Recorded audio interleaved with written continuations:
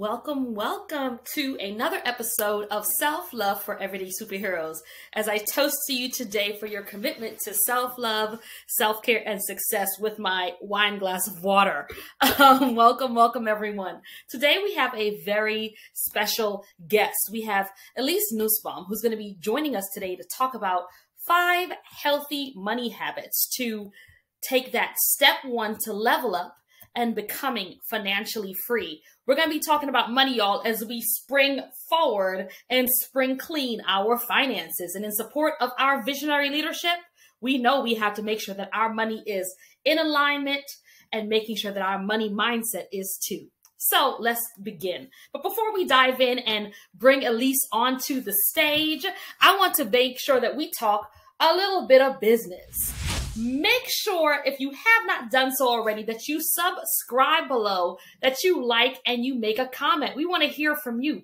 How are the topics resonating from you? What is, making you feel like, oh my gosh, this is it? Or what is it that you're like, no, Sacred, you missed the bar on that one. What are you bringing to drink today for our chat together? I want to hear all the tea in our show. Also, just remember that because we are committed to supporting 1 million ambitious leaders to help you to transform your barriers to your mind-body well-being, deepen your self-love so you can embody your leadership potential and launch your vision as a radical act of self-love.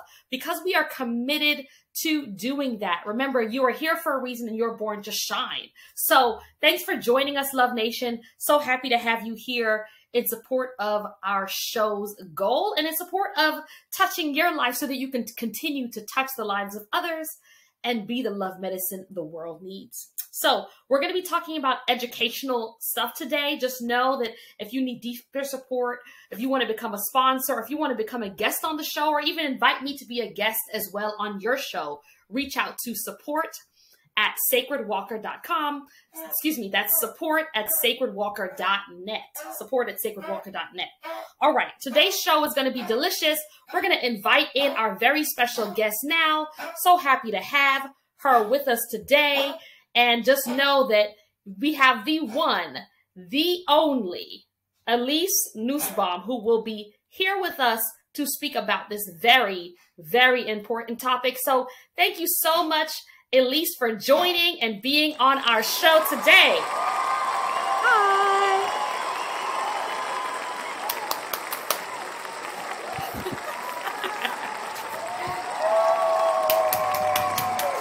This is quite the reception.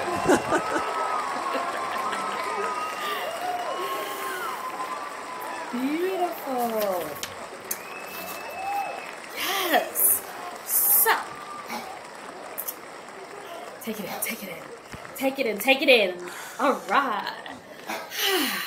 Okay, so happy to have you, and we've already announced the topic for today, focusing in on 5 healthy money habits and taking that step 1 to being able to create and become financially free. So I'm so glad to have you here with us, Elise, today. And for those who don't know, this is a resilient episode. This is a take 2. So you know that Elise is committed to supporting financial freedom. Thank you so much for being here.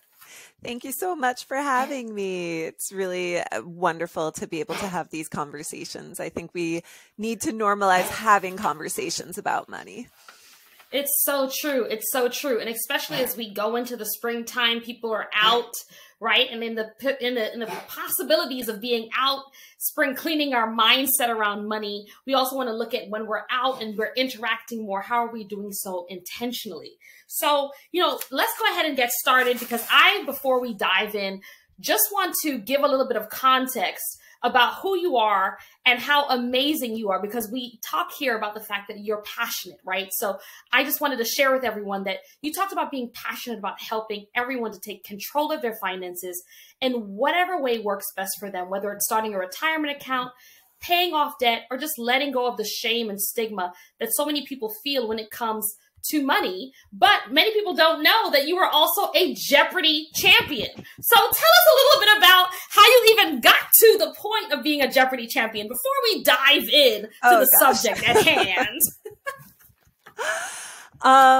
Yeah, I mean, it was one of those things, like it's always been in the back of my mind, like watching the show. I think everyone kind of thinks about like, could I do that? Could I do that? And I took the online test. And if you get above a certain percentage, they invite you to audition.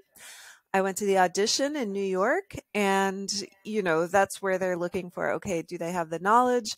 But also, like, are they comfortable? Can they, hold the camera? And so my friend told me, like, be yourself, but like bigger, just a little bigger. And I'm like, I can do that. Um, so then a month or so later, they called me to be on the show. A month after that, I was taping, and 2 months after that, it aired. It was very, whirlwind almost. It was a pretty amazing experience to be there with Alex Trebek.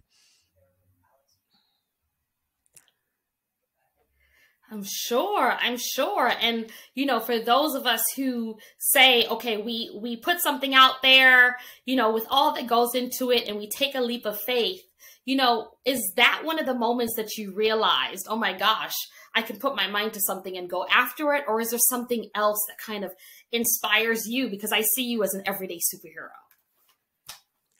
Thank you.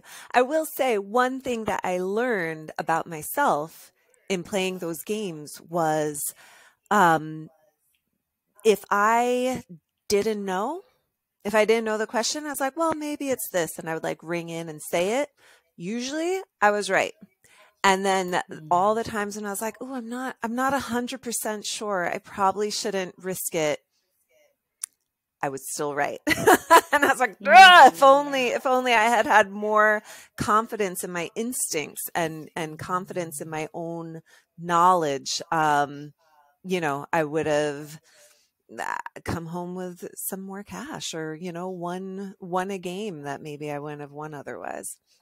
Absolutely. And so isn't that kind of like the game of life, right? That you Exactly. are tuning in, listening to your intuition, and sometimes it's literally saying, this is the right move, and you're not sure, and you had that pause in yourself about it, and you took the leap of faith, and you went after it, right? And so that's so much of what visionary leaders, those who are tuning in, please comment below. I'm going to check the chat to see what you have to say. Because have you ever taken that moment where you are wondering, is this, should I? And your spirit's saying, go for it. And guess what? You were right on track. So thanks for sharing that piece that many people wouldn't even think of with Jeopardy. They think so. And also just know that we're speaking to an everyday brilliant woman as well as a superhero, just in case. So let's dive in just in that vein, right? Of being able to take a leap of faith. So someone has taken that leap. They said, I want to go ahead and start a small business, or I want to start a side hustle, or I want to get that promotion, and I go after it. And I'm an executive, an everyday superhero, or someone who's historically, my family line may have not had the strongest relationship with money, or maybe I didn't inherit it, right? And so maybe those questions are coming up that they don't feel organic to us, right? They don't feel like, oh my gosh, I have a question and I actually know the answer to this one, right? And so tell me, where do you even begin if you are someone who, you're feeling like you're on a Jeopardy game when you're trying to look at how to, make some moves differently this spring so that you can become financially free? Yeah, that is a great question. And I feel like so much of it is laying the groundwork in yourself to have that confidence. And especially when it comes to the confidence to interact with your money in a way that's going to be productive for you. So one of the things that I like to talk about with my clients is making sure that your money habits and the way you're spending your money, and the way you're using your money really align with your values. And so that takes a little introspection, and it takes a little thinking about like, okay, well, gosh, like, what is important to me? Where am I rooted? Where do I derive my strength from, and my character, and the way I want to be in the world and move in the world?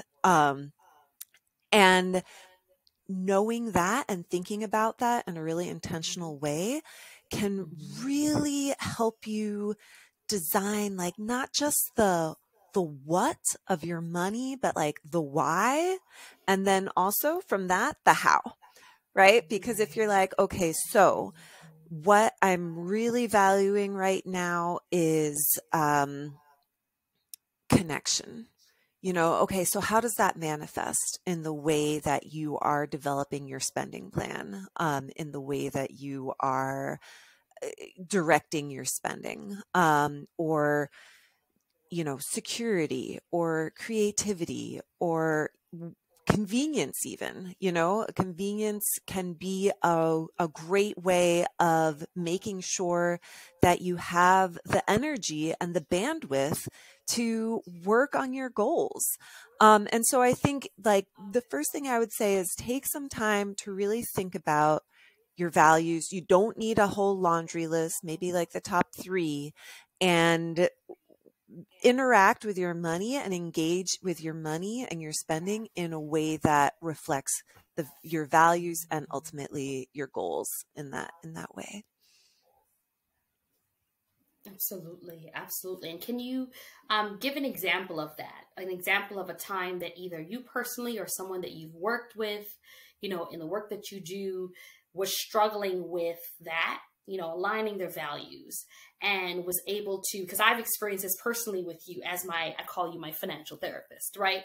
But like, someone who has helped someone to work through and unpack those things and to be able to say, okay, now my values align. Because, as a visionary leader, sometimes we can become, and if raise your hand if you're right there with it, sometimes we can become checklist kings and queens and, so forth, right? And so we don't want to get caught up in now we have to create another project out of the project of making sure our money's in order. So can you give an example of a way to help simplify our relationship to money, something you've worked with with someone with? Yeah, absolutely. Just in terms of, thinking about that alignment. I know a lot of people look at their spending and they're like, oh my gosh, so many restaurants. And each restaurant bill is quite significant these days, right? And so we talk through like, what are you getting when you go to a restaurant? Is it the convenience of having somebody else cook for you and do the dishes? Is it the experience of trying something new, trying a new food that you would not cook on your own?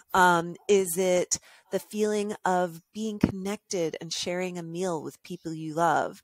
And so once we get to, okay, so what is the why? What is the value that we're expressing with this spending? Then we can think about, well, is there a way to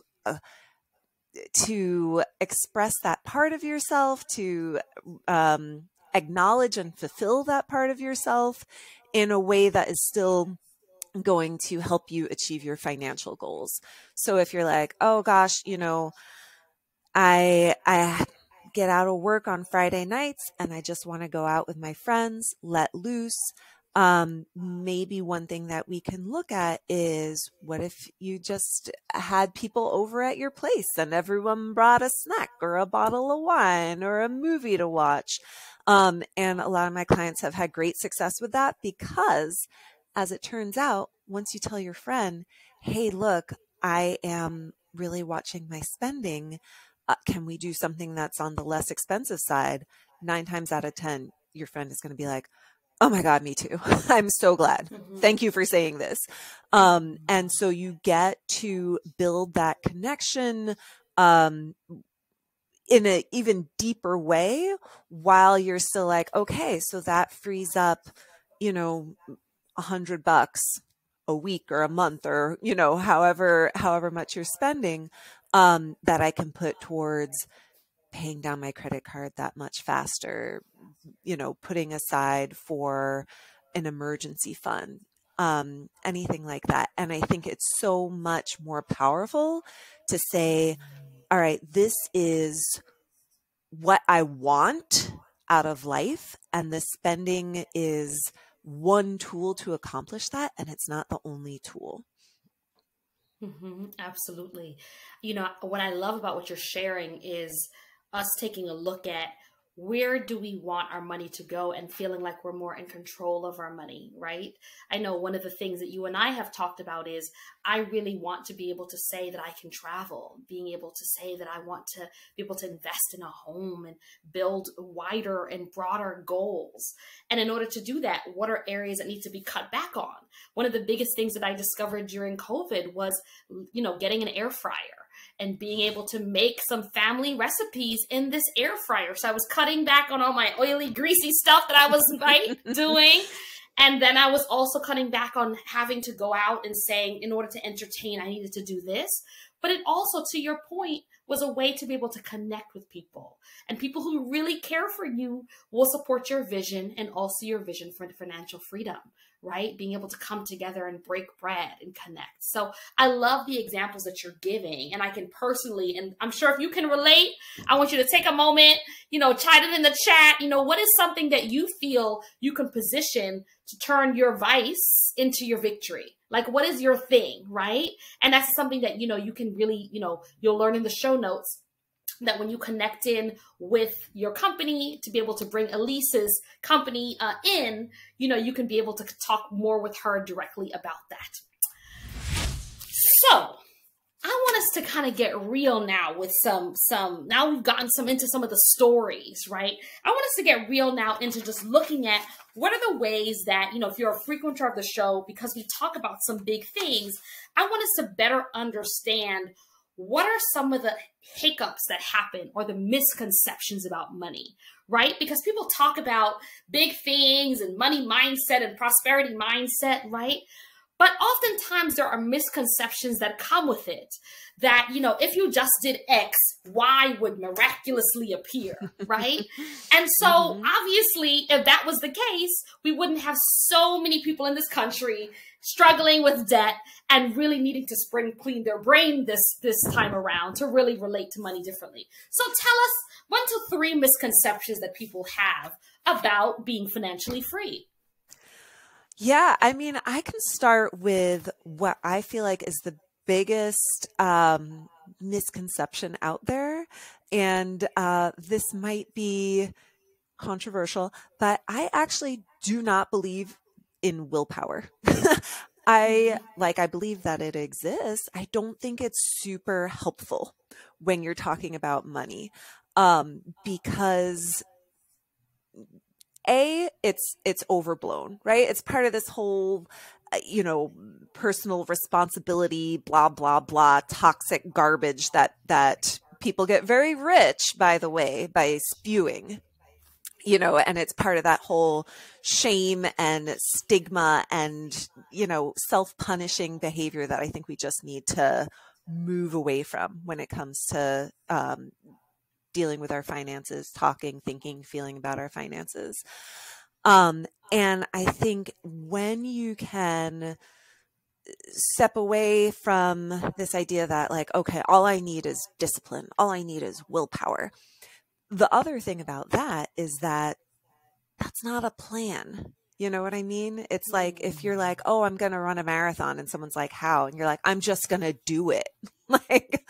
It doesn't actually get you closer to your goals. So that would be kind of the number one misconception, and what I try to avoid. And I try to avoid it very concretely with my clients, because I'm like, all right, let's build the systems that will allow you to forego willpower. Because the other thing is there's always something, you know what I mean? You can be like, all right, my new habit is I'm going to go outside and walk for an hour every day. And then what happens? Monday, it's pouring down rain. Tuesday, you walk into a bench and you hurt your knee and you can't walk. Thursday, your cat gets sick. It's like a whole thing where, okay, what if we just set up a system where you could automate things? If you're working on improving your credit score by reducing the number of late payments? Can you set up automatic payment just to make sure that things are chugging along in the background? Can you set up a contribution to your 401k so the money comes out of your paycheck before you even see it? Things like that.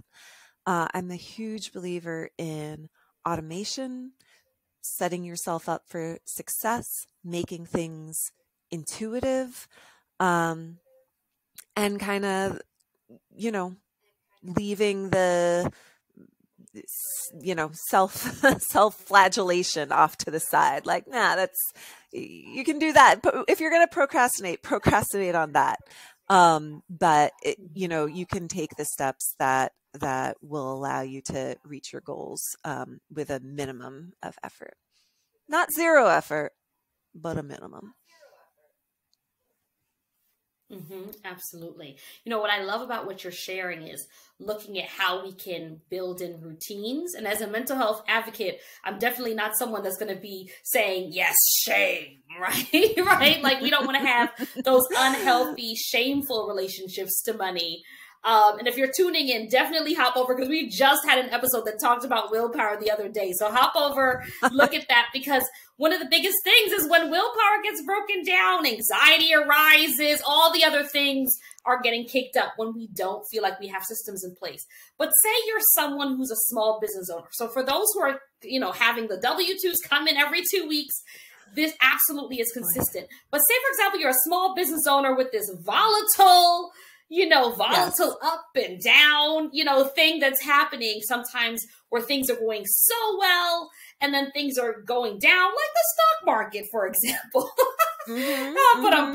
But like, I know something we've talked about, you and I have talked about, are things like capital that will like do a percentage of your revenue coming in. So it's, whether it's big or small, at least you know that you have some transfer, some systems like that.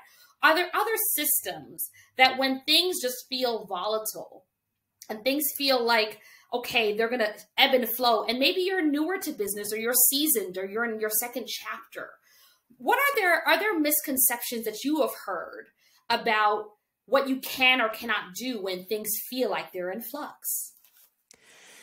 Yeah, I mean, I think that as a small business owner, like there's a lot of what is called known unknowns, and then there's unknown unknowns, right?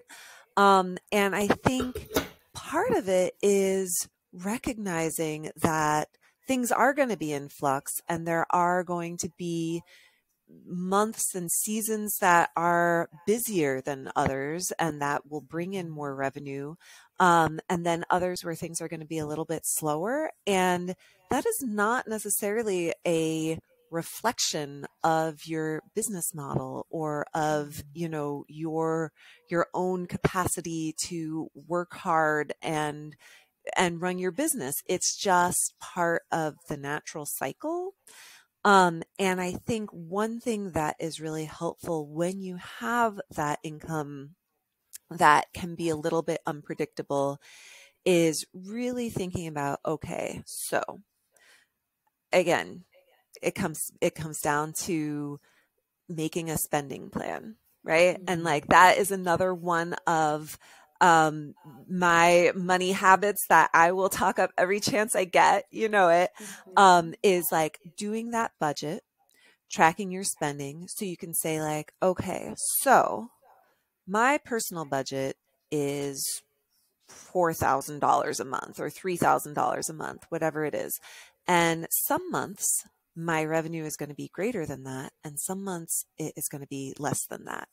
How, like, knowing this, having this information, what are the systems that I can set up for myself so that it's not, so even if it is technically feast or famine, it doesn't feel like famine in the leaner times. And kind of thinking about like smoothing your income, and kind of when the money's rolling in, thinking about, okay, so, putting this aside because I know things are going to get lean later on. and kind of incorporating that into your overall planning. And that goes for entrepreneurs, freelancers, seasonal workers, even if you have like a second job, Uber, Instacart, moonlighting somewhere, it's all about smoothing the income, smoothing your consumption so that it's not do.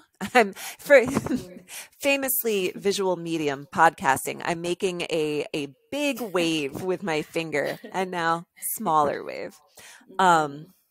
So, I think that can be a really powerful tool for entrepreneurs and others with more volatile income. Absolutely. I love what you're naming, just around the wave of things, right? And comment below, right? Because I think something that people don't, I think I know, this is something that you and I have talked about, right? The shoppies. I'm gonna blow up my own spot in the spirit of all of you and everyone that I care for out there in the world who, right? Because one of the things we talk about is when things are lean, one of the things that are blessings of, growing up struggling and poor is that you learn how to do with what you have. Mm-hmm. But then the flip side of that is if you've not had a relationship to money, right? I've heard many people say they win the lottery and within a year, they're back to the same baseline that they knew before because their internal bottom line can't relate to knowing what it's like to have more. And so what I love about what you're bringing up is how can we move? And this is what I'm putting into the atmosphere. How can I and other visionaries move as if, you know what? Even if I build in what I call my WIW, my, or my do whatever I want, kind of like a little budget in, right?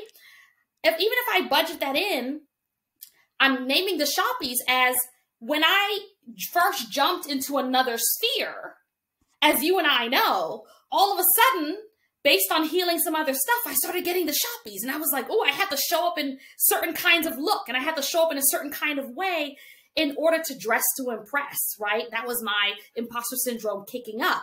And now I'm doing a 2-year fast with your support that I have kept to, right? Which is so exciting, and have been able to redirect that because I recognize that whether you are at 3 figures or whether you are at 7 figures, I want there to be intentionality around my money, right? And so now I can say when things are fluctuating, just because things jump from 5 to 6 or 6 to 7, that doesn't mean that my spending has to as well. And I think this is what you're speaking into, right? That I can be at X today, and now I'm at tomorrow. I'm like, oh my gosh, finally, I could never have gotten that Maserati. Finally, like I really have been wanting this Lamborghini. And if this is your only goal and expense, that's one thing. But if now your lifestyle and your profit are hand in hand, right? Now all of a sudden your profit goes completely down because your lifestyle, right? Yeah. Your spending and your revenue match. And so this is what I'm hearing you speak into is maybe reserving so that you always have a cushion and you can say, this is where I want it to go. So that when I have a lower month, I'm not feeling like I'm in what they call the feast or famine. Everyone imagines someone just like having to feast on whatever comes because you're in this famine place versus like, oh, okay, I can handle this. I'm financially free. I built that cushion in. And I'm living as if I'm making 3 figures, even though I'm making 6 or 7, right? Like I can move from that spaciousness. So I want to take a moment to just acknowledge that if this conversation about money is exciting you or it's stressing you out, that's okay, right? Because this is real stuff that we're talking about. But we want us to be able to take a breath in, to breathe in the love, to let go of any fears of letdown, because guess what? You're going to keep your word to yourself. And when you struggle with it, you reach out to an Elise and you check in, you plug in, right? You see how you can get support. And if you're having some vice to victory moments, you can check in on our Limitless Mastermind where we're talking about that. So let's talk about intention, right? Let's talk about intention. When you're taking a moment now, so someone has reached out to you, and I'm excited, shouting from the rooftops, they're connected with Elise, right? And you are saying, I'm committing to this new phase. can you give us 1 to 3 tips that they can say between now and when they reach out, that they can begin to do when they're like, I'm taking all these great notes, but now I'm overwhelmed. How can I reduce the overwhelm and show up to a conversation with you just feeling like I've begun step 1 of taking control of my money? Yeah, that is like a really amazing way to look at it, like taking those steps. And one thing, I feel like overall, I talk a lot about feelings and intentions and, being kind and da da da da da. But as you know, I get very nuts and bolts, right? We're not, it's not just feelings up in here. Like we're like making phone calls and looking at numbers and analyzing. And I think it really helps to have those concrete actions that you can take on your own. So the number one thing I would say is that knowledge is power. And so when you are ready to make that step to start talking about your finances, you can really come into that meeting from a position of power if you know what is going on with your money. So that would be looking at income versus expenses. And I'm not saying like you have to make up a whole budget or a whole spending plan, but just knowing like, am I breaking even each month? Is there a little money left over? Is there a surplus that I can do something with? Am I running out of money? Is there a deficit? And, a financial coach will be able to talk you through that and kind of look at, okay, how can we bring income and expenses back into alignment? So just having that information, looking at your credit report, knowing your credit score and kind of thinking about it in the context of your other goals, maybe buying a vehicle, purchasing a home, things like that. And looking at your debt and really thinking about, okay, so these are the credit cards I have.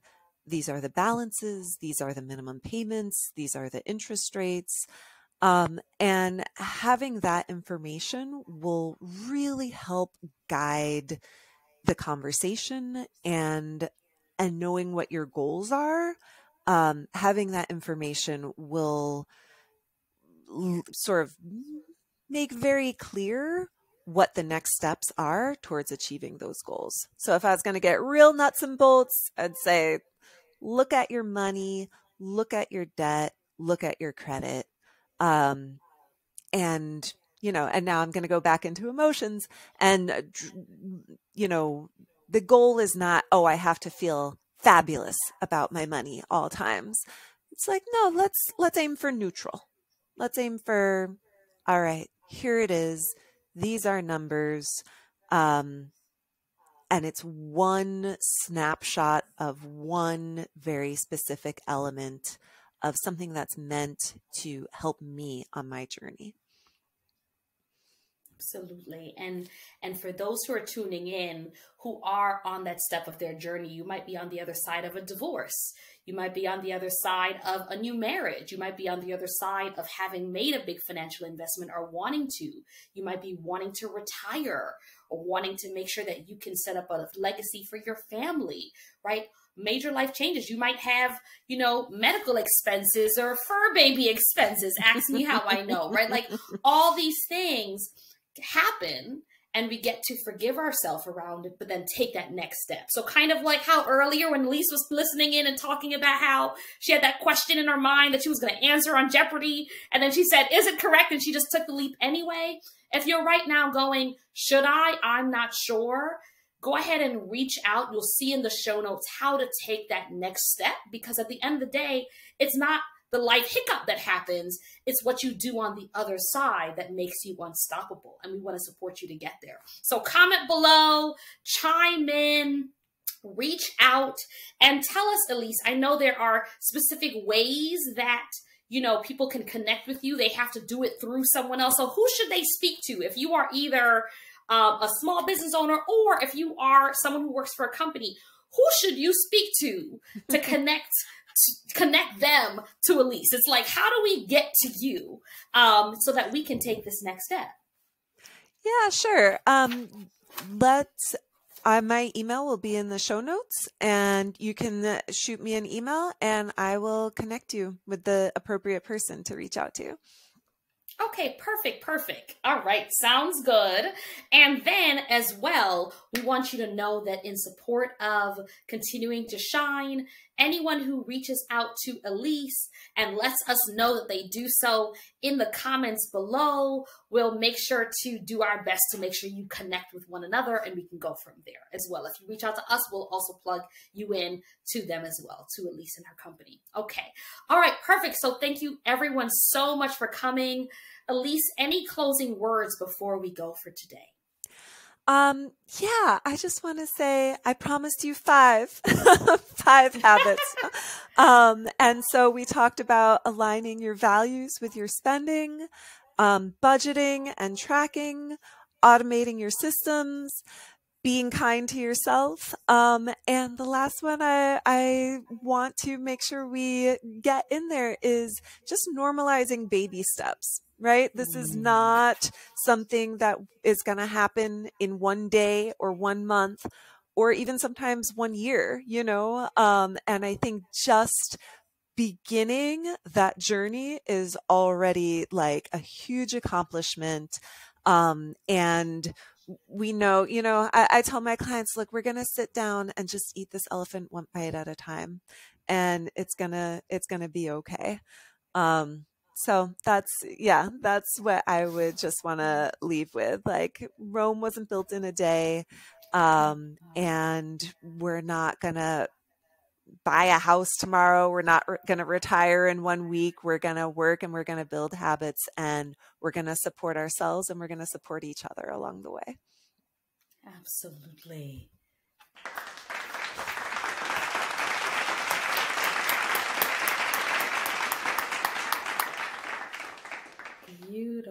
Beautiful. So just everyone tuning in support of those baby steps, and Elise being so thorough and making sure that we got those 5, which I so appreciate. That was so wonderful for you to remember that, which speaks to your heart and it speaks to your, you know, strategic approach. And so in that spirit, just remember that she remembered who she was and the game changed. And so just always love yourself in spite of, so that you can set yourself financially free. That's our show, y'all. Remember to like, subscribe, and follow below. And go ahead and tell us our takeaway, your takeaway right below in the comments. Thank you all so much for coming today.